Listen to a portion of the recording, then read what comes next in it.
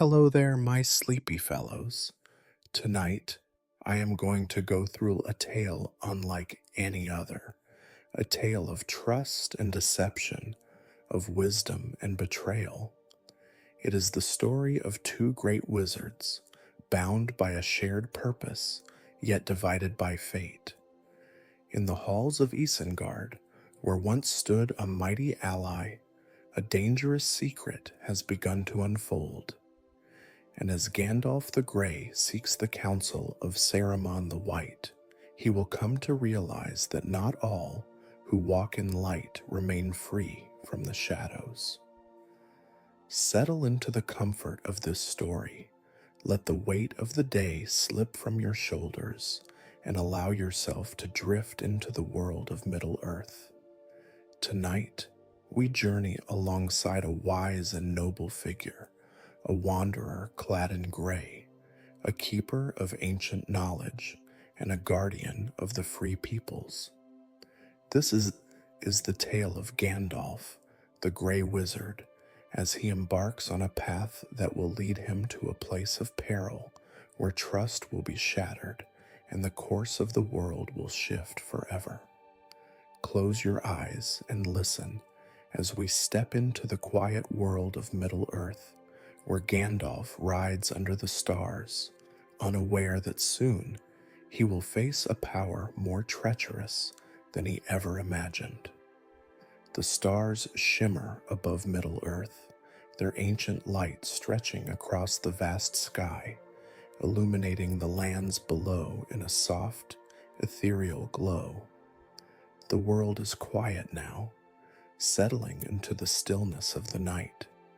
The rivers murmur as they weave through valleys, and the gentle rustling of leaves whispers through the great forests. As we begin this story, I invite you to relax and let yourself be carried away by the gentle rhythm of these words.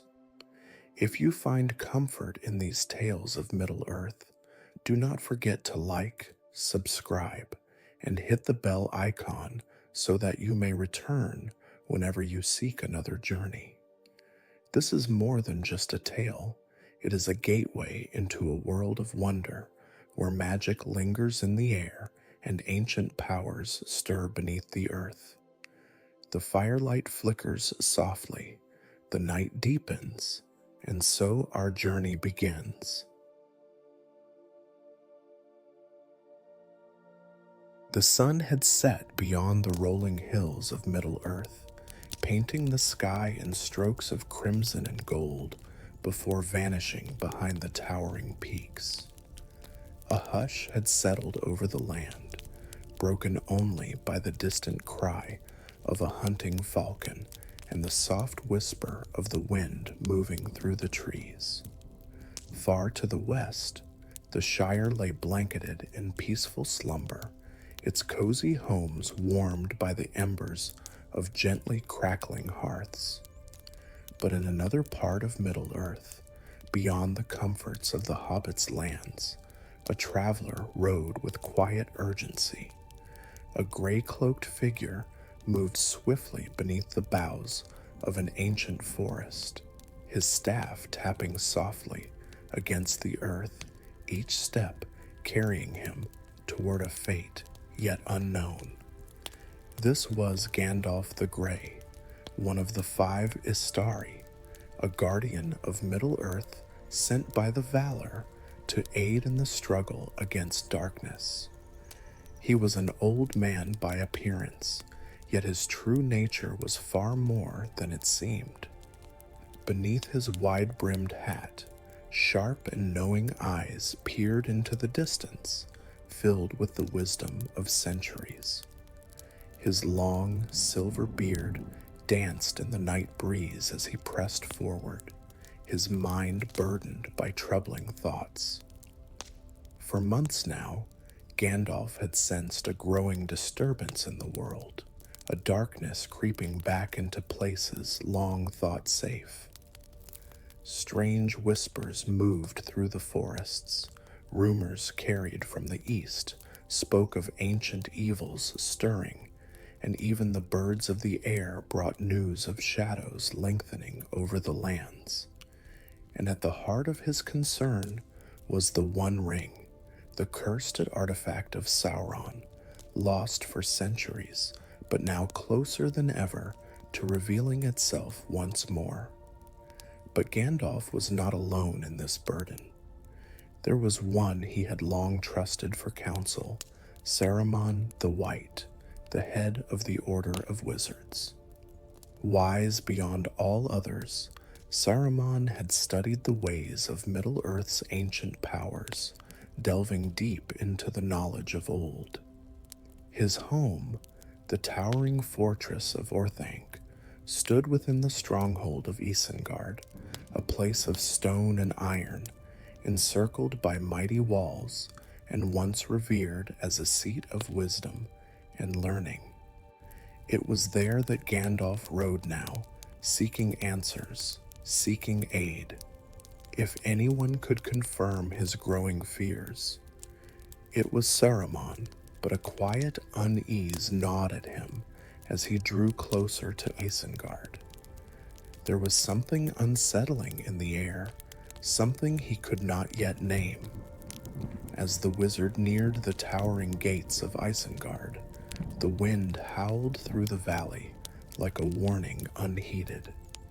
The stars above shone coldly, their light distant and watching.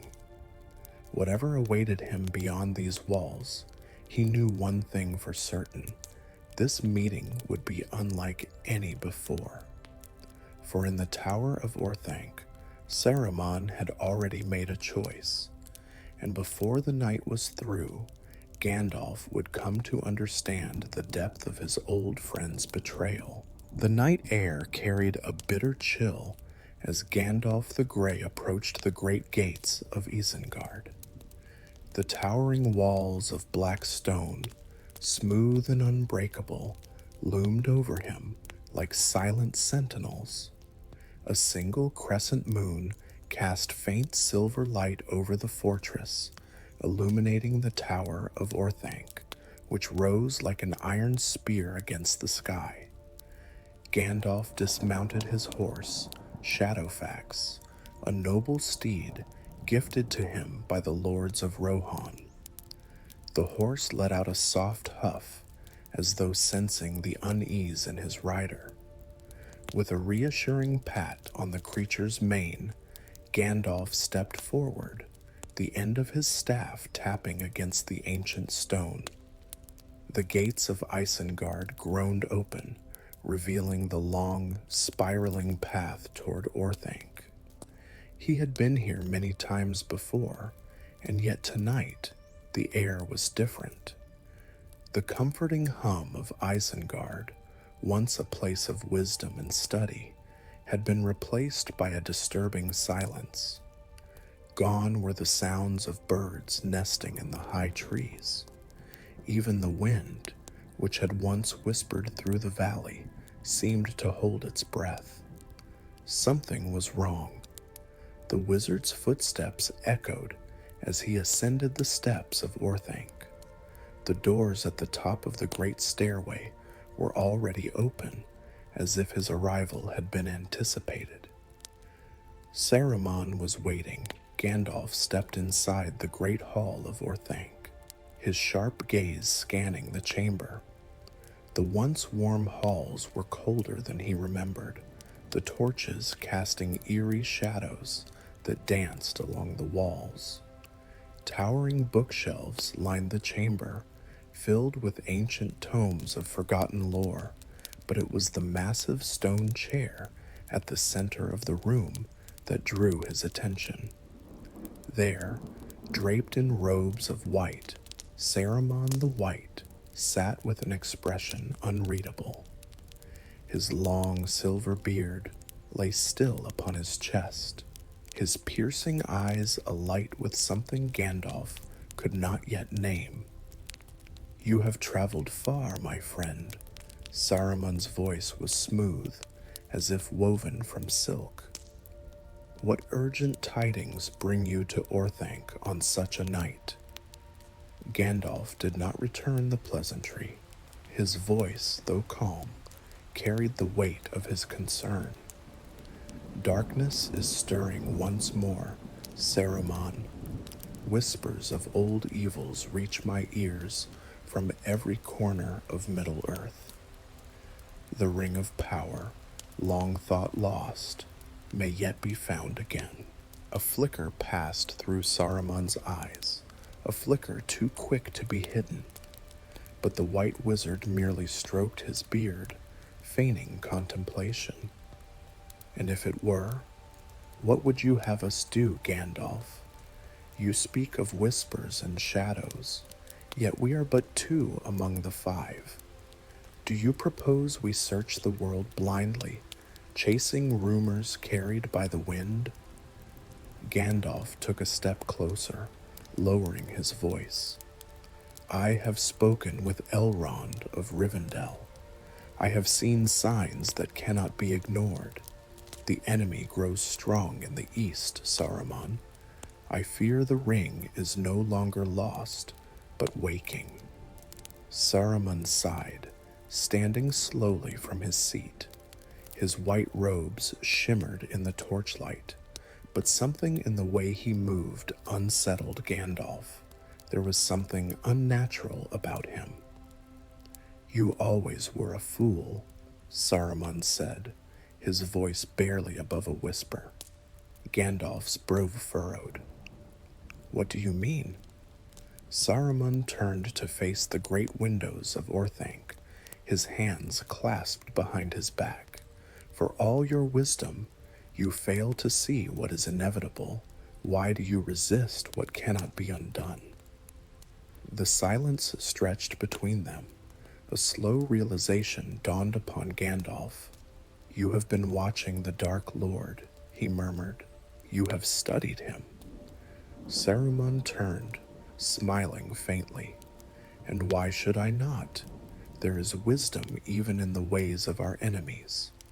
I have peered into the Palantir, Gandalf. I have seen what is coming. A chill ran through Gandalf's spine. You have used the Seeing Stone. Saruman, you know the danger of such things. Saruman's expression hardened. The danger lies in resisting the future. The world changes, Gandalf. The time of elves and men is fading. The old ways cannot hold against what is coming. Gandalf stepped forward, gripping his staff tightly. You mean to serve him? His voice was sharp now, the realization settling in his chest like lead. Saruman, have you turned your back on all we stand for? Saruman let out a low chuckle. You mistake me. I do not serve Sauron. I merely acknowledge what you refuse to see. The Dark Lord cannot be stopped, Gandalf, but we may yet have a place in what is to come. Gandalf felt a rising sense of dread. You would betray all of Middle-earth for a chance to stand beside him.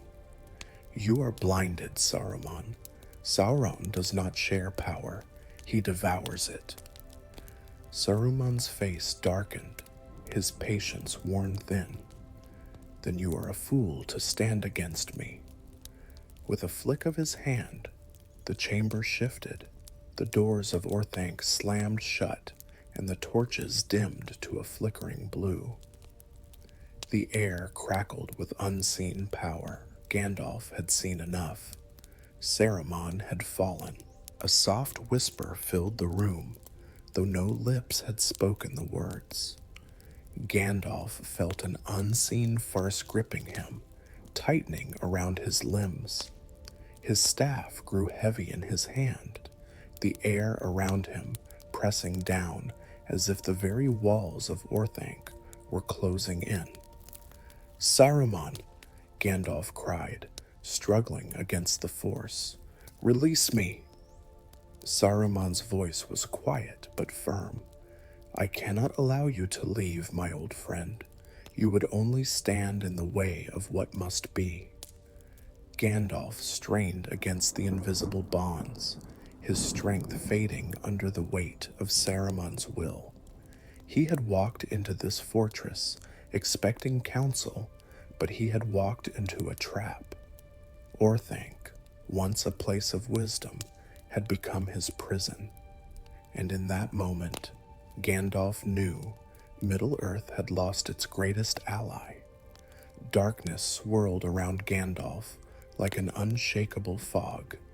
The walls of Orthanc seemed to stretch higher, their black stones absorbing every flicker of torchlight. The chamber was filled with an eerie silence, broken only by the distant hum of unseen forces moving beneath the surface. Bound by Saruman's unseen power, Gandalf struggled against the crushing force that held him in place. The air in the tower had grown dense, thick with the weight of something unnatural. It was no longer the Saruman of old that stood before him. The once wise leader of the White Council had changed, and now his voice was laced with something far more dangerous: conviction. "You do not understand, Gandalf," Saruman murmured, pacing before him. His long white robes flowed around his feet, shimmering like liquid silver in the dim torchlight. "You resist forces beyond even your comprehension. The tides of time do not wait for us to cling to fading dreams." Gandalf, though bound, held his ground, his voice steady. "If the tides of time lead to darkness, then we must stand against them." Saruman let out a quiet chuckle, turning his gaze toward the great windows of Orthanc.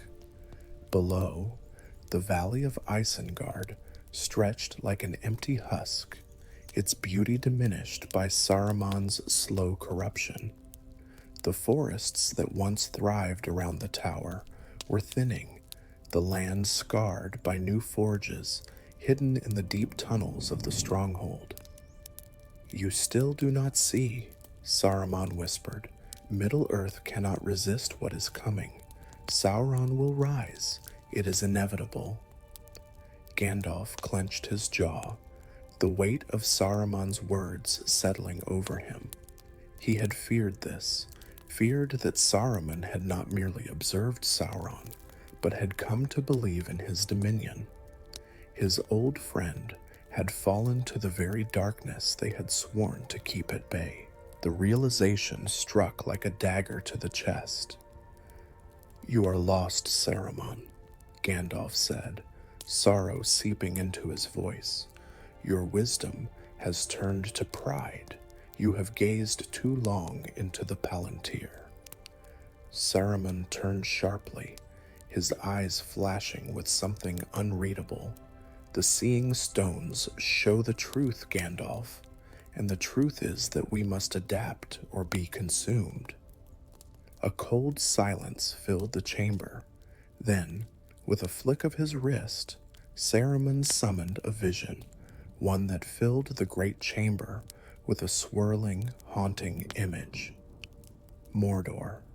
The very air of Orthanc seemed to grow heavier as dark flames flickered within the illusion. A shadowed land stretched beyond sight, blackened fortresses rising like fangs from the barren ground. In the center of it all, the Tower of Barad-dûr loomed like a great monolith of doom, its summit crowned by the ever-burning eye of Sauron. Gandalf held his breath as the image pulsed, revealing the endless legions of orcs gathering in the Dark Lord's service.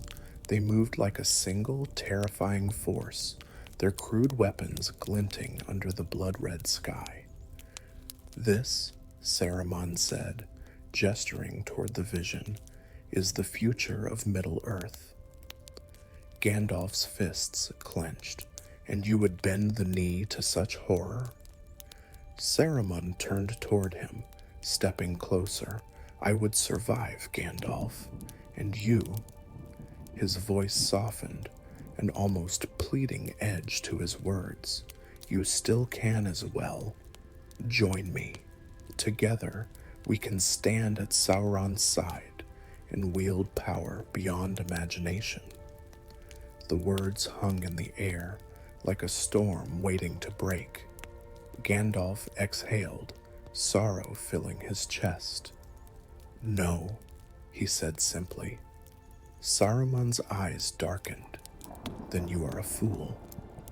With a sudden wave of his hand, Saruman's power tightened around Gandalf, pressing him down as if the weight of the world itself sought to crush him. The chamber shuddered, and the torches flickered, their flames dancing wildly as if caught in an unseen tempest. Gandalf gritted his teeth, straining against the force that bound him. He would not submit. He would not fall. Saruman's voice was cold as stone. Then you leave me no choice. The room shifted. Gandalf felt himself rising, not by his own will, but by an invisible force. His feet left the ground as he was lifted, spiraling upward through the hollow of Orthanc. The walls of the chamber stretched endlessly above him, and suddenly he realized what Saruman intended to do. The tower had no way out, no doors, no open corridors, only the summit, high above, where the wind howled against the spires of Isengard. Saruman's spell carried Gandalf to the very top of Orthanc, where the roof opened to the night sky. The stars shimmered above like distant memories, silent watchers to the events unfolding below. And there, at the very pinnacle of the tower, Gandalf was cast down. He landed hard on the cold stone, his breath knocked from his lungs. For a long moment, he simply lay there, the weight of the moment pressing into him. Saruman had truly fallen. The man who had once been their greatest hope against the shadow had chosen to embrace it instead. Gandalf pushed himself up, his vision blurring as he gazed at the distant lands beyond Isengard. The forests, the mountains, Middle-earth itself was still there, waiting. He had to warn the others. Even as the storm of betrayal raged around him, even as Saruman's fortress loomed like an unbreakable prison, Gandalf knew one thing with certainty. The war had already begun. The night sky stretched endlessly above Orthanc, cold and indifferent. Gandalf sat upon the pinnacle of the tower, the wind howling around him, carrying whispers from the distant lands of Middle-earth. Below, Isengard had become something far darker than it once was, a fortress of industry, where the scent of burning wood and molten metal tainted the air. Saruman had twisted his wisdom into ambition, choosing to align with darkness rather than defy it.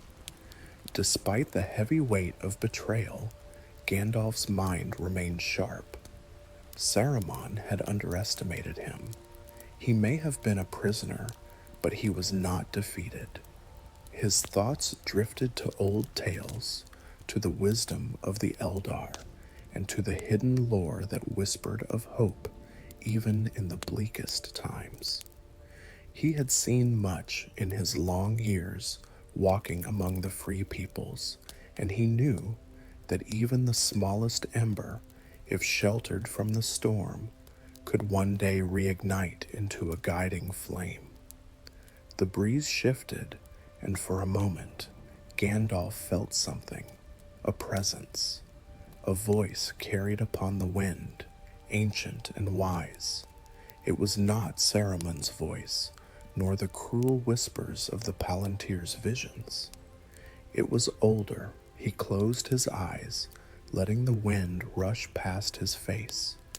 There, woven between the cold gusts, was the distant murmur of elven voices, voices that carried tales from the elder days, from the time before the sun and moon. The Valor still watch, the wind seemed to whisper. You are not alone, Mithrandir.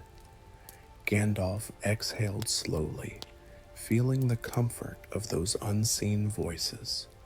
It was a reminder that no darkness lasted forever. Then, like a memory long buried, an old tale surfaced in his mind, a tale of another betrayal from an age before the rise of Sauron, before the forging of the Rings of Power. It was the story of Feanor and the Oath of the Noldor.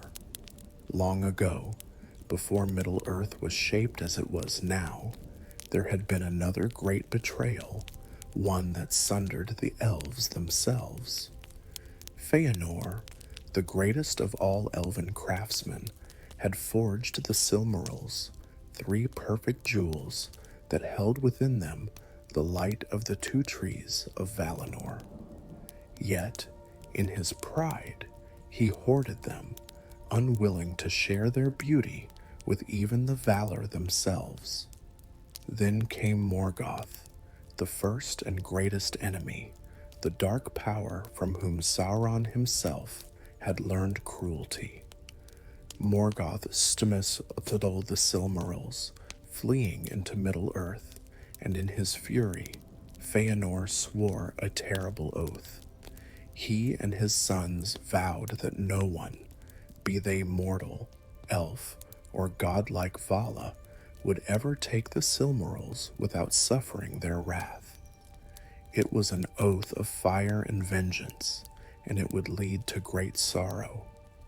For the sake of reclaiming the jewels, Feanor led the Noldor into exile, turning kin against kin. They became betrayers, just as Saruman had become now.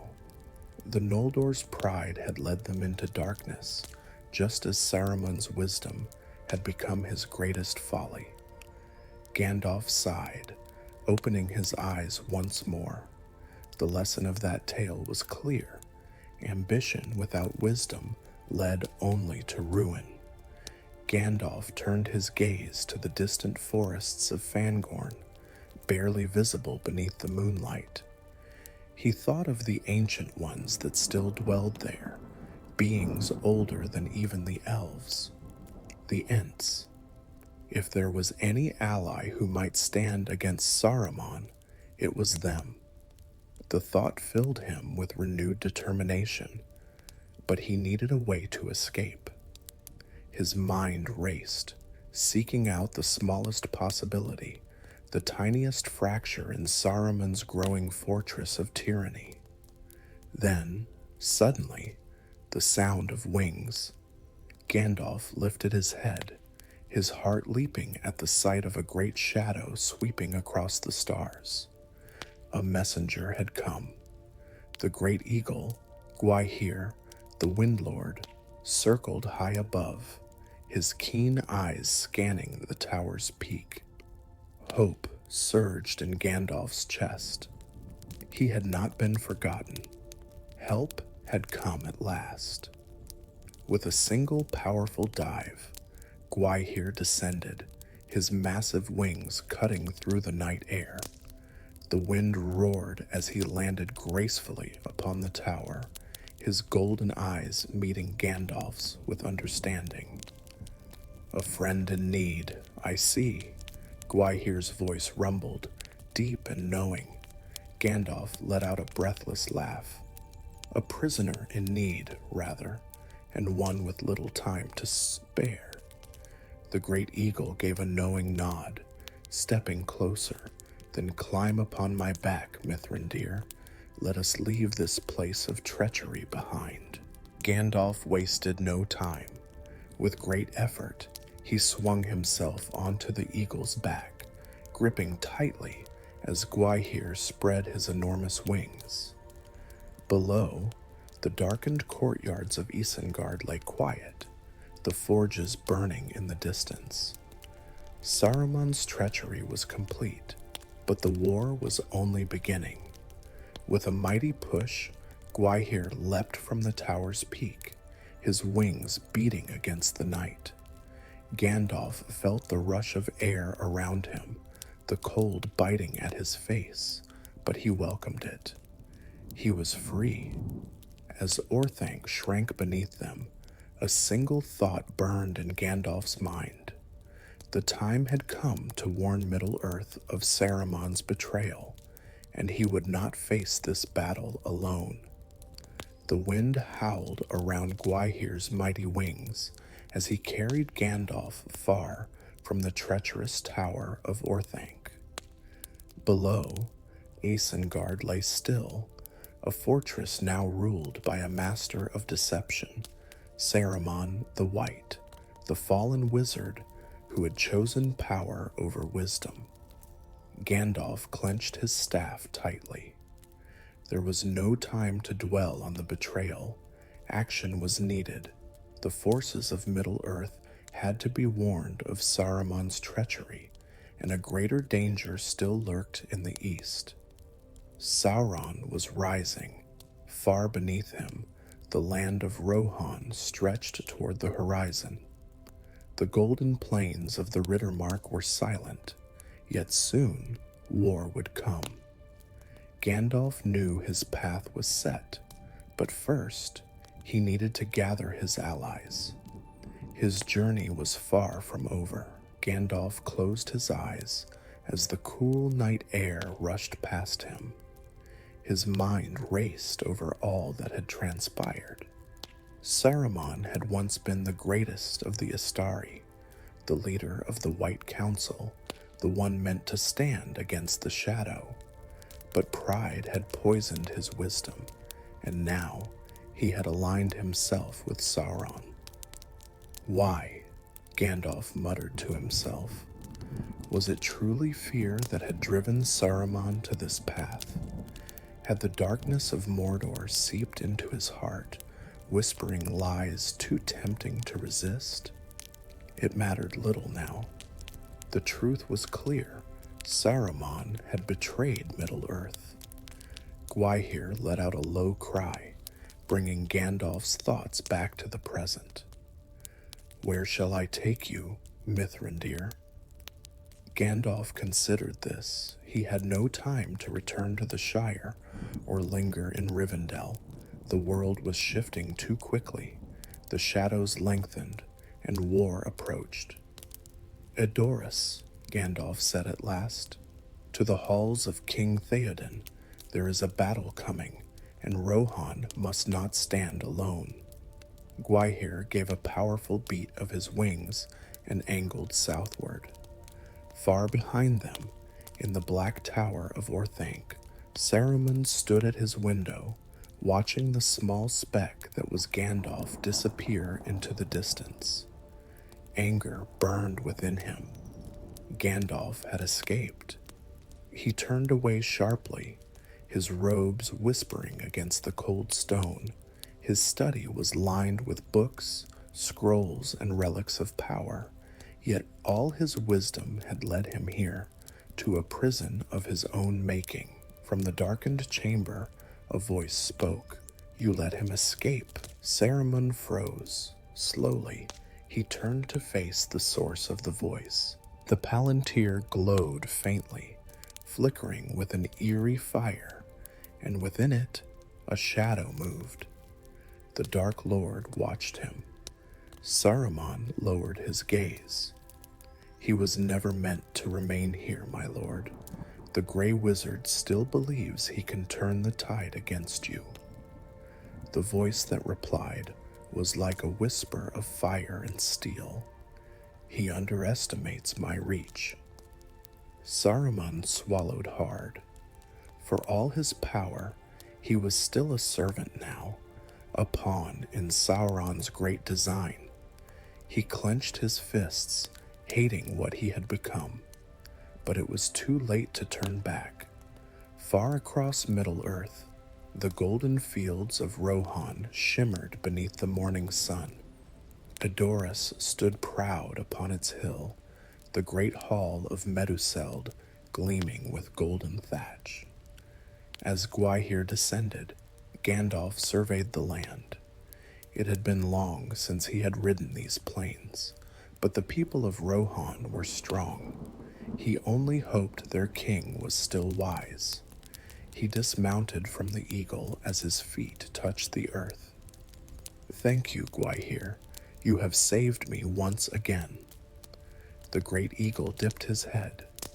"May the winds guide you, Mithrandir. There is much yet to be done." And with a mighty beat of his wings, he was gone, soaring high into the morning sky. Gandalf turned toward the gates of Edoras. The time had come to prepare the world for war. Saruman's betrayal had shaken Middle-earth, but the fires of hope still burned, and Gandalf would ensure that they did not go out. The battle for Middle-earth had begun.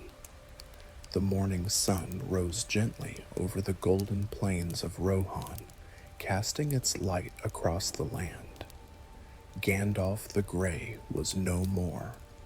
The wizard, once bound in chains by treachery, now strode freely with renewed purpose. He had seen the coming of war, the breaking of alliances, and the corruption of one who was once the wisest among them. As he stood at the gates of Edoras, his eyes lifted to the towering peaks of the misty mountains in the distance. Beyond them, Isengard loomed, now a fortress of deception, a stronghold of betrayal. Saruman, the White Wizard, had turned against them all. Gandalf sighed deeply. There was much to be done. The world teetered on the edge of war, and the darkness creeping from Mordor threatened to consume all. But hope was not yet lost. Gandalf walked slowly toward the great golden hall of Meduseld, his staff tapping lightly against the ancient stone pathways of Edoras. He had traveled far and seen much, but few things weighed heavier on his heart than the fall of Saruman. He had once admired and trusted the leader of the White Council. Saruman had been the greatest among the Istari, a scholar of deep wisdom, a voice of reason in the matters of the world. Yet, wisdom alone was not enough to resist the whispers of darkness. Gandalf's thoughts drifted back to their confrontation in Orthanc. He could still hear Saruman's voice, sharp with arrogance, declaring himself a servant of a greater power. "A new age is coming, Gandalf. Will you not see reason? The old ways will fall, and those who resist will be swept aside." Gandalf closed his eyes briefly, the memory cutting through him like a blade. Saruman had believed himself above the others, above the forces that shaped Middle-earth, and in that pride he had fallen. A prisoner now in his own tower, left with nothing but his broken schemes. It was not Sauron's strength that corrupted him, Gandalf thought. It was his own pride, his thirst for power. A great sadness settled over Gandalf, but he knew that dwelling in sorrow would not aid the days ahead. Middle-earth needed guidance, not mourning. As Gandalf neared the Golden Hall, the great doors were opened before him.